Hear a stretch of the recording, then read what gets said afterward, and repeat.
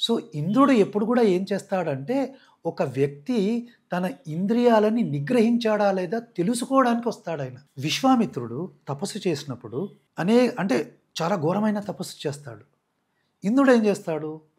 రంభని వీళ్ళనందరినీ పంపిస్తూ ఉంటాడు. ఏంటండి ఆయన ఇంత ఇన్‌సెక్యూరా? అంటే ఆయన ఇన్‌సెక్యూరిటీ కాదు. ఆయన ఏం చేస్తున్నాడు? అసలు విశ్వామిత్రుడు ఇంత తపస్సు చేస్తున్నాడు. ఎందుకు చేస్తున్నాడంటే వశిష్ఠుడి మీద కోపం. అవును.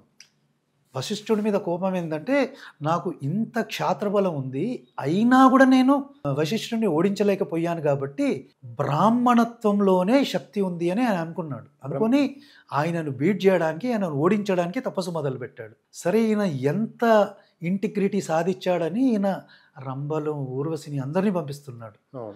అనేక సార్లు విశ్వామిత్రుడు ఫెయిల్ ఆ అయ్యాడు. ప్రలోభానికి పడిపోయాడు. అవును. మళ్ళీ మొదలు పెడతాడు. ఇలా అయితే లాభం లేదు. నేను మళ్ళీ తపస్సు మొదలు పెడతాను. ఈసారి ఎవ్వరొచ్చినా నేను చలించను అంటాడు. అలా చెయ్యబట్టే గదా విశ్వామిత్రుడు బ్రహ్మర్షి. బ్రహ్మఋషి అయ్యాడు రాజఋషి నుంచి.